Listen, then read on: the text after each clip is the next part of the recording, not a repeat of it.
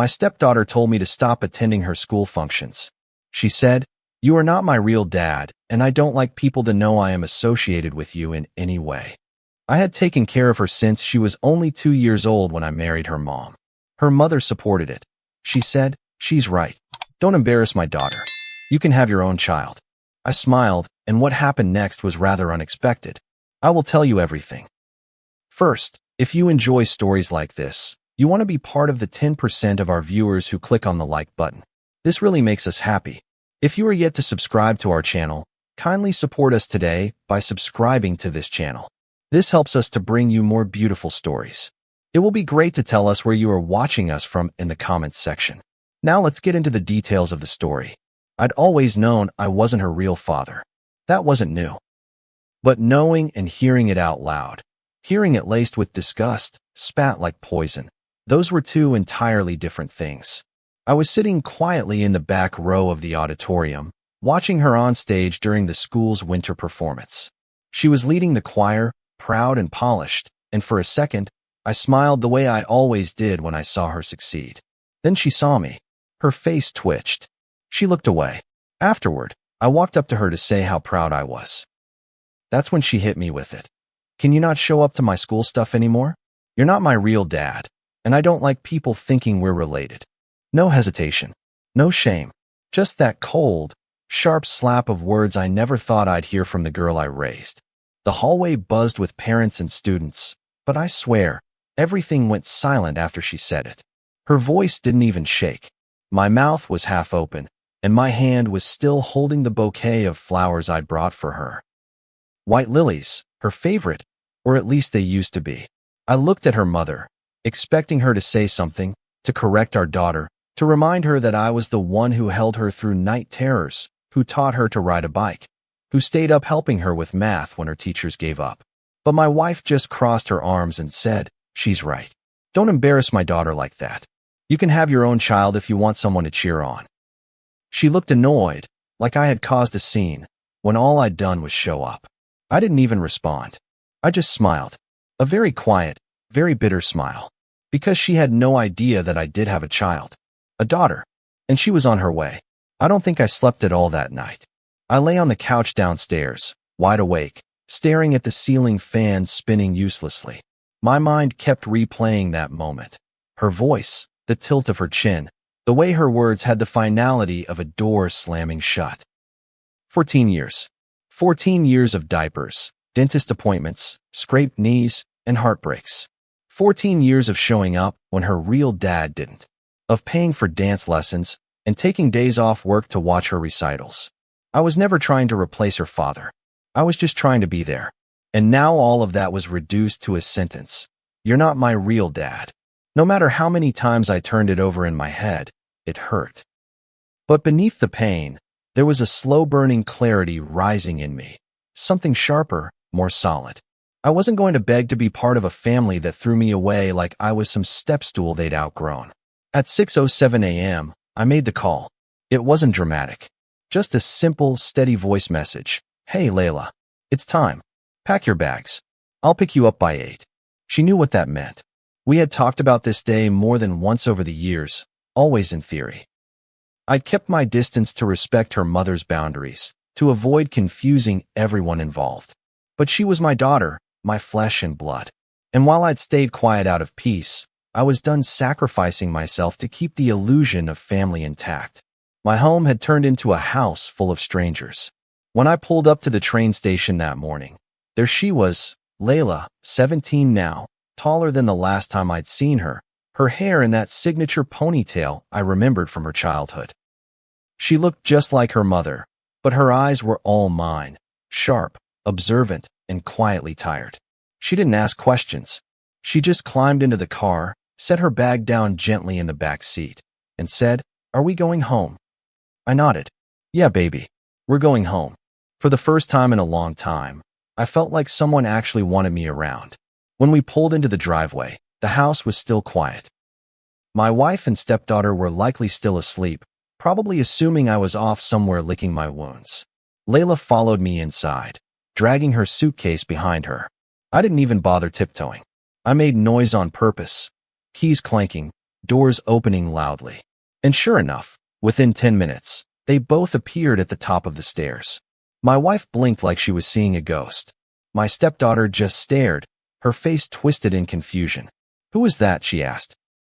"That," I said calmly, "is my daughter." You could have heard a pin drop. My wife's voice cracked first. "Wait, what? What do you mean your daughter?" Layla just gave a small wave, then started rolling her suitcase toward the guest room. My wife's eyes narrowed. "Why is she here?" I turned to her slowly. "Because unlike you two, she never made me feel like a stranger in my own home." The words landed hard. My wife followed me into the kitchen, trying to keep her voice down. "This is ridiculous. You can't just bring someone to stay here without talking to me first." I reached into the drawer, pulled out the folder that held the household account info, and calmly began shredding her access paperwork. Credit cards, online banking, car payments, everything. "You don't have to worry about this house anymore. You've got 3 days to pack and leave." She looked like she'd been slapped. "You're kicking us out," she hissed. "After everything we've been through?" I didn't raise my voice. I didn't argue. I just said, "You made it clear I don't belong. I'm just returning the favor." That night, as I sat in the living room with Layla, watching a movie she picked out, the house felt unfamiliar but quiet in a way I hadn't felt in years. She leaned against me and whispered, "I'm sorry they hurt you like that." I didn't say anything right away. I just kept watching the screen, feeling the warmth of someone who saw me, really saw me, for the first time in a long time. And as the credits rolled, I realized I wasn't angry anymore. I was just done. The next morning, my wife stormed into my office with her phone in hand. "I'm taking you to court," she said. "You think you can just throw us out and cut us off?" I didn't even look up. "You can try," I said. "But everything I own, this house, my business, my savings, it's all in Layla's name." Her face went pale, and I knew then, the real fight had just begun. She stood there frozen, still gripping the phone like it was going to save her from the wreckage she didn't see coming. The words "in Layla's name" kept echoing in the air like a bell that wouldn't stop ringing. I didn't bother repeating myself. I didn't need to. Everything she thought she controlled, every shopping spree, every home renovation, every card swipe she never once thanked me for, was already gone. I had been planning the transfer for years, silently building my exit behind her back, not out of malice, but out of survival. I knew one day I'd need a way out. I just didn't know the reason would be this cruel or this clear. She blinked rapidly, her voice dry and cracked. "That's illegal. That has to be illegal." I stood up slowly from my office chair, not angry, just done. "No. What's illegal is using someone's love like an ATM and tossing them out when you've sucked them dry. But go ahead. Call your lawyer." The second I stepped out of that office, the air in the house felt different. I could feel her rage vibrating off the walls like static, but I didn't care. I found Layla in the kitchen, barefoot, pouring herself a glass of juice. She looked calm, too calm for a teenager who just got thrown into the middle of a storm. But she was built different. Her mom raised her tough, and life raised her tougher.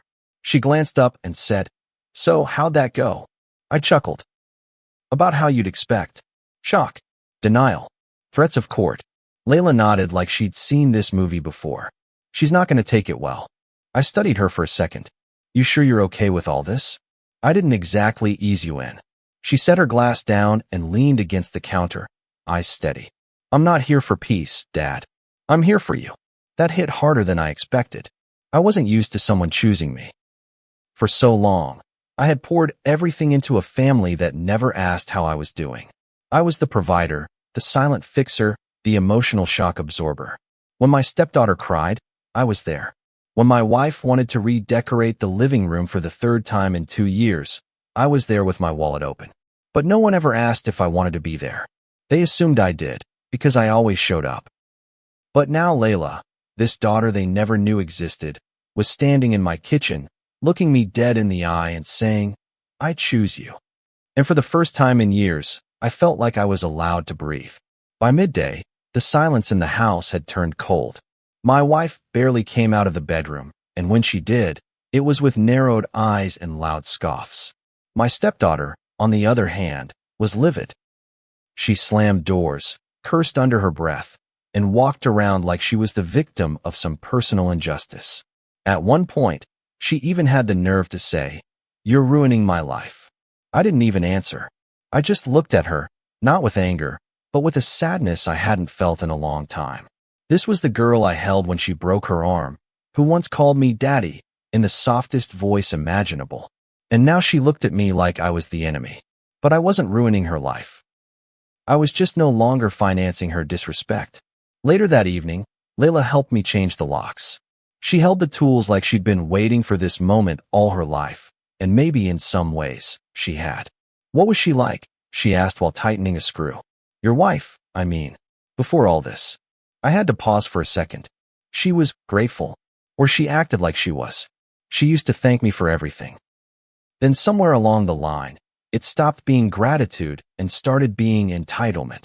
Layla nodded, not out of judgment, but out of understanding. Mom was the same way with her second husband. Took until the divorce for her to realize how much she depended on him. I sighed. Dependence isn't the problem. It's the disrespect that comes with it. That night, we made pasta together. Nothing fancy, just something warm, something real. The kitchen, once filled with silence and fake pleasantries, now buzzed with laughter and stories. Layla told me about her college plans, her job at a local bookstore, her favorite kind of music. She liked old-school R&B, the kind I used to play in my car when she was a toddler. "I remember the lyrics," she said with a soft smile. "I didn't know you were listening," I said, surprised. "I always was," she answered. And there it was again, that quiet truth.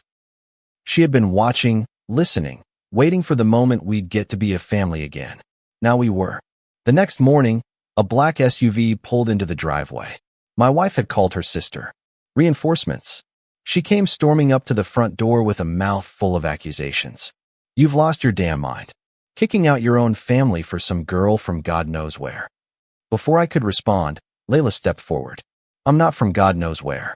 I'm from his past. And unlike the rest of you, I never forgot that."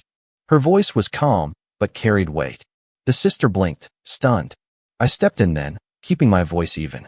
"This is my house. My decision. And my daughter. You're not welcome here anymore unless it's to help pack." The message was clear. The era of being everyone's doormat was over. As I watched them scramble to react, I realized that everything I had done to protect myself, all the financial transfers, the careful paperwork, the years of letting them believe they held the power, had finally paid off. My wife's hands were tied. Contesting in court wouldn't get her far. Every document, every account, every business asset had been legally transferred to Layla over the years. She wasn't just my daughter. She was the executor of my freedom. And no one could touch that now. My wife tried one last time before walking away. "You're wicked," she hissed. "Heartless. You planned this like a snake." I didn't flinch. I just looked her in the eye and said, "I planned this like a man who finally learned not to beg for respect." That night, Layla found an envelope slid under the front door. Inside was a voicemail transcript from my stepdaughter. It read, "I didn't mean what I said. I was just mad. Please talk to Mom. She's crying every night. We need to come home." I read it once. Then again. I handed it back to Layla and said, "She's not sorry. She's just uncomfortable." Layla nodded. "Let them feel it." I sat at the kitchen table the next morning with the envelope still in front of me. The transcript had been folded carefully, like they thought that would make their words softer, easier to take in. But I saw it for what it was, a desperate attempt to crawl back into comfort, not a genuine apology. There were no admissions of guilt, no acknowledgement of what had been said or done, just a vague plea to reverse the consequences. "Please talk to Mom. She's crying every night. Not we're sorry. Not we messed up. Just a reminder of their discomfort, of their loss." I didn't move to touch the paper again. It sat there like a receipt for a transaction I no longer wanted to be part of. Layla came downstairs quietly, her bare feet making soft sounds against the hardwood floor. She saw the envelope, saw the expression on my face, and didn't ask questions. That was the thing about her. She never forced me to explain the obvious. She understood silence better than most adults twice her age. She sat across from me with her tea, watching me for a moment before saying, "You know she's not crying over you. She's crying over what she lost access to." Her voice was even, not cruel. She wasn't trying to stir my anger, just ground me in the truth. I nodded. Yeah, I know, but it's still jarring to see it all laid out like that. 14 years, and not a single line about how she hurt me. Just how she feels now that I finally pushed back. It was hard not to think back to all the little ways I made room for them in my life. When we got married, I had just started building my business. Small IT consultancy, long hours, unpredictable clients, modest pay at first. But I made sure to keep the lights on, keep the fridge full, make every birthday and holiday count.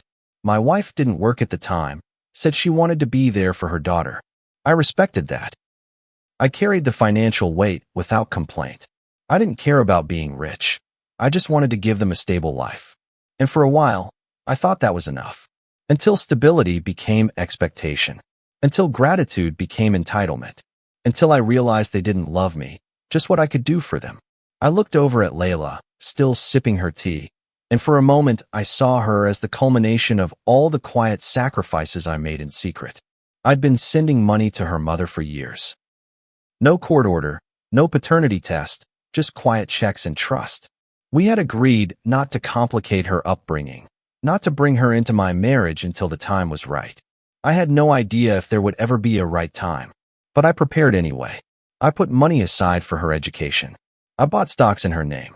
Eventually, I even opened a trust and moved the house into it, quietly, discreetly. I told no one. I wasn't preparing for war then. I was just preparing for anything. My lawyer, MS. Collins, had once asked me, why not just protect yourself with a prenup? I shrugged back then, because I thought love would be enough. She didn't laugh, but she didn't have to. Her silence said everything. I didn't know then what I know now, that love without respect is just manipulation with better packaging. And I had lived in that package for over a decade, never realizing how hollow it was until the moment it cracked open. Now, as my wife's threats started turning into court motions, I was grateful for every boring afternoon I spent at my lawyer's office, moving assets, signing documents, learning how to disappear financially while still being physically present. Layla wasn't just the heir to my estate. She was the fortress that shielded me from the storm I always suspected might come. The first letter from my wife's attorney arrived that afternoon. It was dramatic, accusing me of financial abandonment, emotional cruelty, and covert manipulation of assets. Layla skimmed it with one raised eyebrow and said, "That's a lot of big words for someone who didn't think you mattered yesterday." I cracked a smile. Yeah, suddenly I matter again. I called Miss Collins and forwarded her the letter. She wasn't concerned. They're bluffing. Everything's clean. Let them drag it into court. Judges don't like it when people treat a step-parent like a wallet and then cry foul when it closes. But it didn't stop there. That night, my wife tried a different tactic. She called me directly. Her voice was soft, syrupy, like it used to be in the early days when she wanted something but didn't want to ask outright. "Can we talk? Just the two of us?" I paused, then said, "We're talking now." There was silence on the line for a second before she tried again. I made a mistake. I shouldn't have said what I said at the school. She was just upset. Teenagers say dumb things. I could hear her pacing. We didn't mean it. Not like that. I clenched my jaw. You meant it enough to say it to my face. In public. With pride. Her tone shifted then, like a mask falling off. Fine. But don't punish us over one bad day. I smiled bitterly. One bad day doesn't erase 14 years of me showing up. You erased me in a sentence. I'm just giving you what you asked for. The next morning, Layla and I visited the bank to finalize some of the transfers, just to lock everything down. The branch manager was polite but clearly stunned when I told him to remove my name as a primary holder and list me only as a secondary advisor. Layla signed every paper with a calm grace I didn't expect from a 17-year-old. "You trust me this much?" she asked afterward, almost hesitant. I looked her square in the eye. "I've always trusted you. I just didn't always have the right to show it." That night, I slept better than I had in years. The next morning, Layla opened the door to find my stepdaughter standing there, mascara streaked, hoodie oversized, holding a duffel bag. "Mom doesn't know I'm here," she whispered. "I just want to talk to him." Layla looked back at me. I stood frozen at the top of the stairs. For the first time since this all began, I didn't know what I was supposed to say. I hadn't seen her face up close since that night in the school hallway when she told me I wasn't her real dad. But there she was, on my doorstep now, standing in the same hoodie I bought her last Christmas, looking nothing like the girl who once spit venom at me with all the conviction of someone who knew I'd never walk away. Her duffel bag was slung over one shoulder, her makeup smudged like she'd been crying for hours, and for the first time since this whole thing started, she didn't look angry. She looked scared, vulnerable, like a kid. But I didn't move. I stayed at the top of the stairs, holding onto the railing like it was the only thing keeping me from saying something I'd regret. Layla looked between us, hesitant, waiting for me to decide what this moment was going to be. She stepped forward first. "I know I messed up," she began, her voice trembling like she hadn't rehearsed what to say. I didn't mean it, what I said. I was just mad. I wanted to believe her. I wanted to believe that the fear in her eyes was about more than just losing access to comfort. But a part of me, the one that had stood in the cold auditorium hallway holding a bouquet of lilies that never got handed over, knew better. "Mad people say a lot of things," I said, my voice lower than I intended. "But they don't say things that deep unless they've already thought them." She looked down at her shoes. I don't know why I said it. I was angry you showed up. I didn't think you'd understand." I scoffed quietly. "You're right. I don't understand how a child I raised like my own could make me feel like a trespasser." Layla stepped back a little, arms crossed, and I could tell she was listening closely. This wasn't just about her stepsister. It was about whether I'd keep the same boundary I claimed to believe in. "Mom doesn't know I'm here," she repeated, softer now. "She doesn't want me talking to you. She thinks I'm being manipulated." I laughed, and not the kind of laugh that carries joy. "Manipulated? She raised you to think of me as disposable. And now that I finally agree, suddenly I'm dangerous." I took a deep breath and walked down the stairs slowly, stopping a few feet in front of her. "So what do you want exactly?" She hesitated. "To talk. Maybe stay here for a while. I just need space." The room went quiet again. Letting her stay felt like a betrayal to the version of me who had finally stood up, who had finally drawn a line in the sand and said, "Enough." But turning her away felt like something colder, something cruel, maybe even vindictive. I could see the conflict all over Layla's face. She wasn't just waiting for my answer. She was watching me weigh everything. And then she said something I didn't expect. "Let her stay," Layla said. "For a little bit. But not as your daughter. As a guest. A guest doesn't get the same privileges as family." I looked at her, then back at the girl I once tucked into bed night after night. "You agree to those terms?" I asked. She nodded slowly. "Yeah, I don't want to be with Mom right now. She's not who I thought she was either." So we gave her the guest room. The one with the thin walls and the scratchy sheets. The one we didn't bother updating during renovations. No plush comforts. No stocked mini fridge like she used to have in her bedroom. Just a basic bed, a lamp, and a folded towel. That night, the silence in the house took on a different texture. It wasn't angry or heavy. It was tense, like everyone was waiting for someone else to say the next important thing. I stayed downstairs while Layla watched a movie in her room. My stepdaughter didn't come out, and I didn't go check on her. That version of me was gone. In the middle of the night, I heard footsteps, soft, uncertain. I expected Layla, but it was her.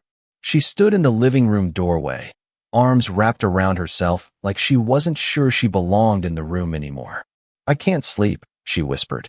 I nodded toward the couch. "It still folds out." She sat on the armrest for a moment, silent. Then she said, "Why didn't you tell me you had another daughter?" The question landed like a hook in the ribs. "Because I didn't want to complicate your life," I said.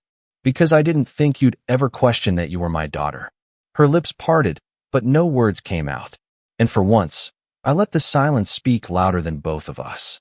The next morning was awkward, like three strangers pretending to know the same language. She avoided Layla's eyes, and Layla didn't go out of her way to make her feel welcome. I didn't push either of them. That wasn't my role anymore. My stepdaughter offered to help with breakfast, maybe trying to show she was making some kind of effort, but I politely declined. "You're a guest," I reminded her. "Guests don't cook." She sat down quietly, understanding the weight of what that word meant in this house now. It wasn't just a label. It was a boundary. A reminder that some bridges, once burned, aren't meant to be rebuilt. By the third day, I found her in the backyard, sitting on the old swing set I never had the heart to take down.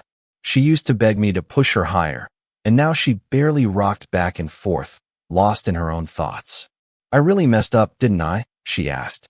I walked over slowly, not sitting, just standing behind her. "Yeah," I said honestly. "You did." She sniffed, wiped her face with her sleeve. "I just thought you'd always be there." I stared at the horizon. That's the problem.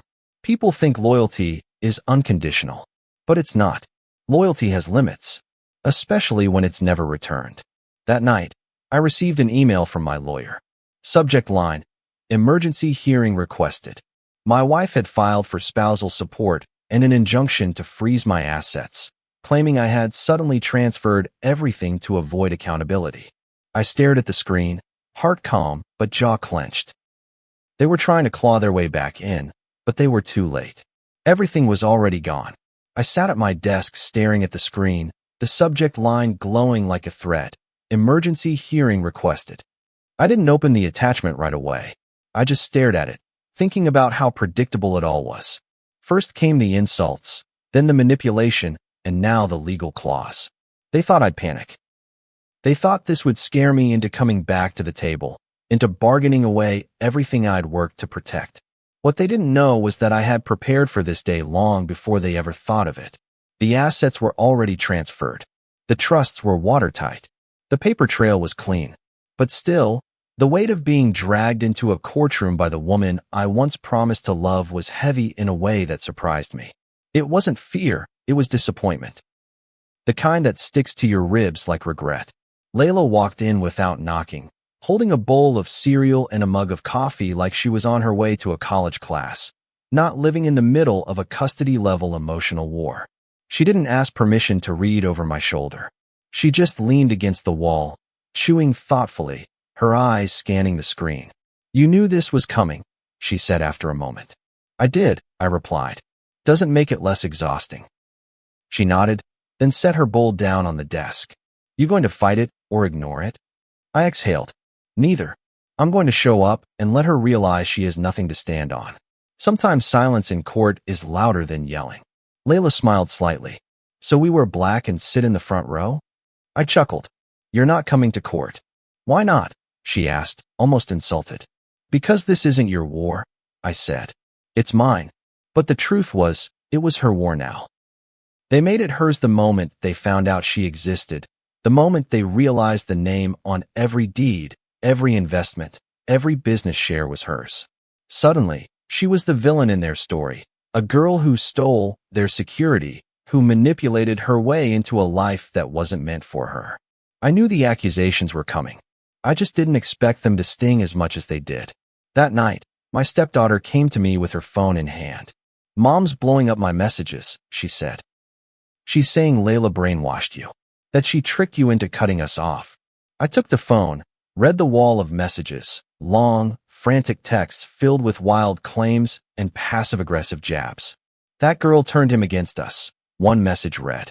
"She's just a manipulator, just like her mother. You'll see. She's using him." I handed the phone back without saying a word. My stepdaughter looked at me with something close to shame in her eyes. "That's not true," she said, almost whispering. "I mean, Layla's been nothing but respectful to me. She doesn't even talk to me unless I start the conversation." I nodded. "I know." She hesitated. "Do you think Mom's really going to lose in court?" I looked at her, taking in the fear behind her question. "Your mom already lost the second she treated me like a placeholder." There was no venom in my tone, just finality. And I could see her flinch under the weight of that truth. The hearing was set for the following week. My lawyer, M.S. Collins, called to go over the formalities, her voice calm as always. "They're arguing for emergency spousal support, claiming you transferred assets in bad faith to avoid responsibility." I smirked. "Let them argue.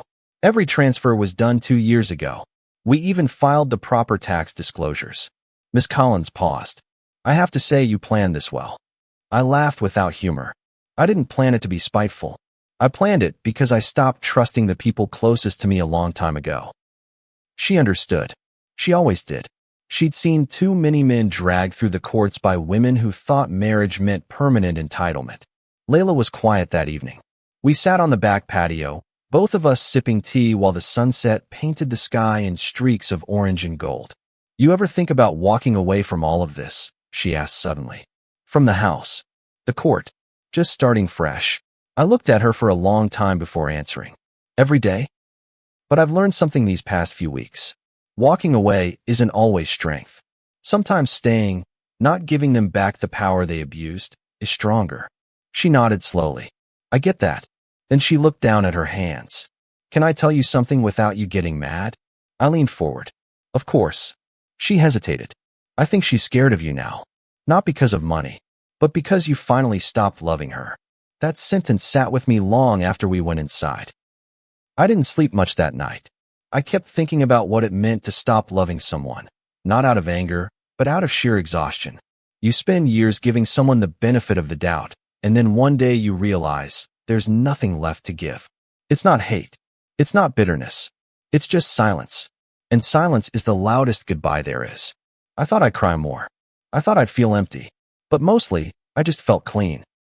Like someone who finally put down a weight he'd carried for far too long. 2 days before the hearing, I received a voice message on my old number, the one I rarely used, the one my wife must have forgotten I still checked. It was her. The message was 3 minutes long, and it started with tears.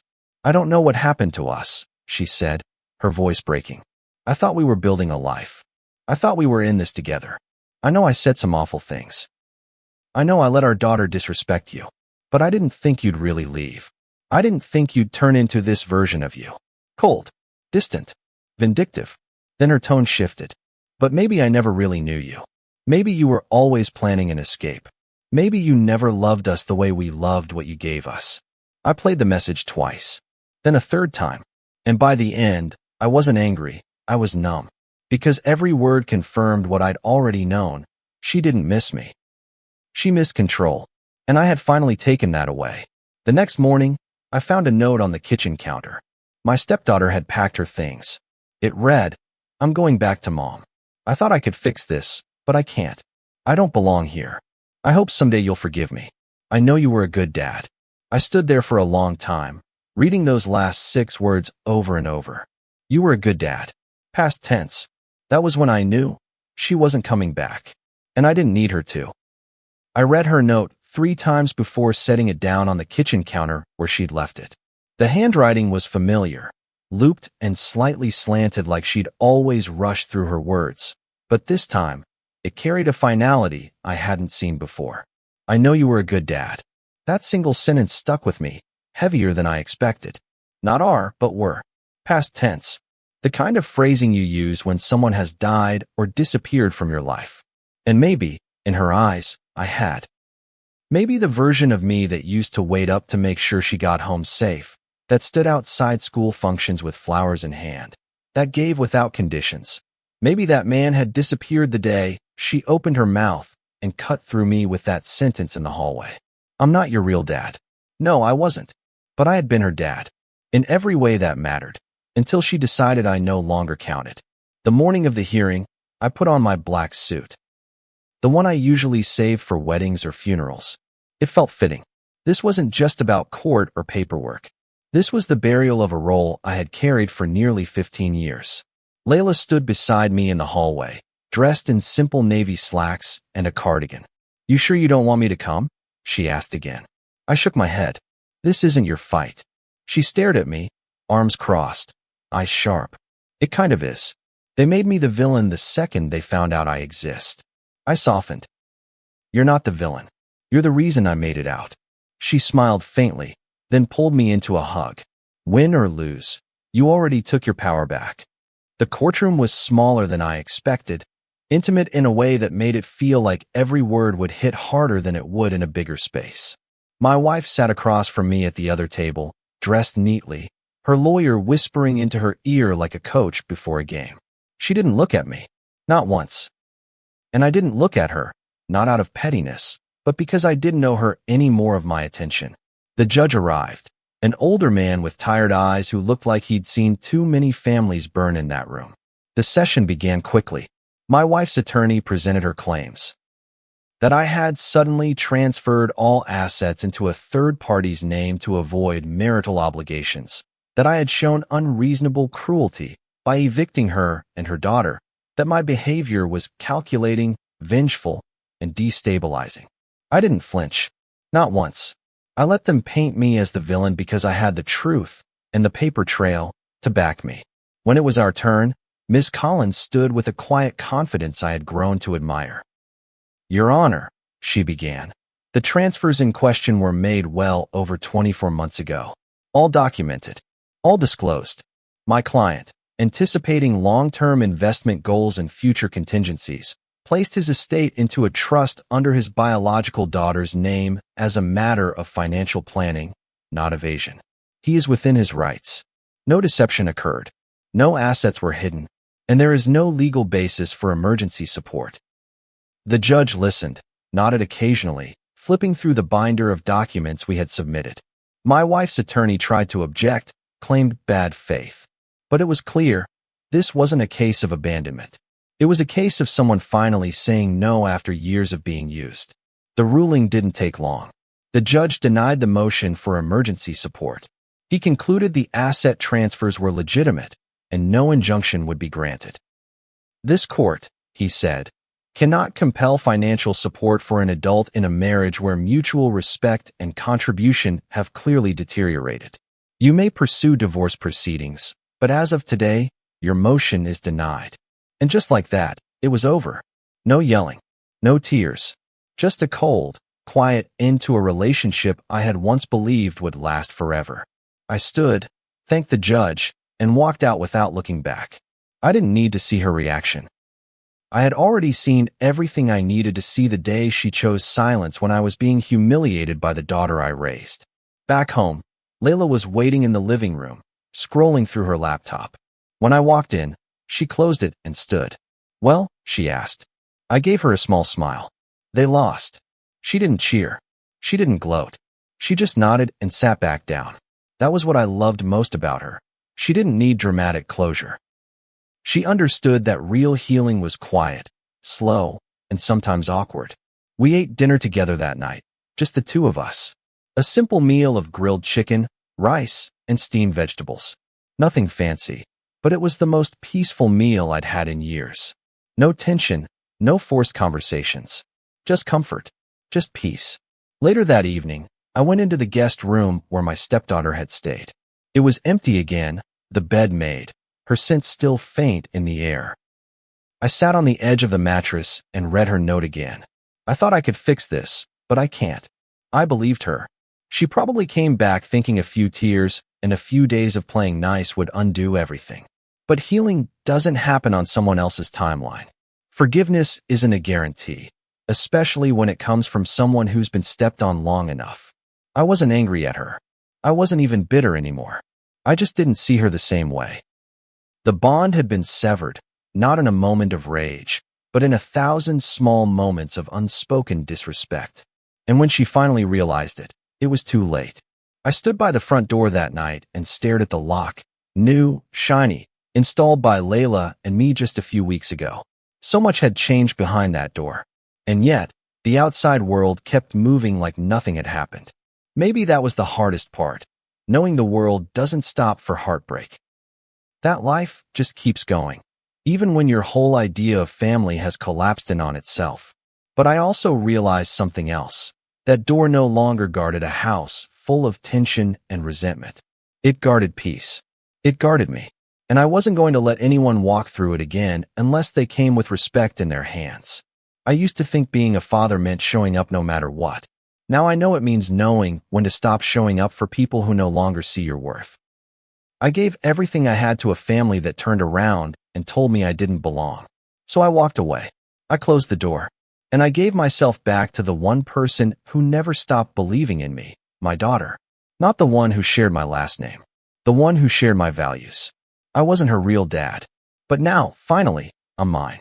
If you've ever been made to feel disposable by the very people you poured your soul into, let this story be your reminder.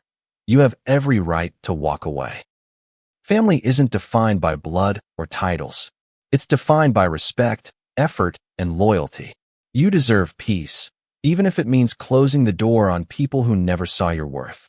If this story resonated with you, share it with someone who needs to hear it, and subscribe for more real stories about boundaries, betrayal, and becoming your own person. See you soon in the next story.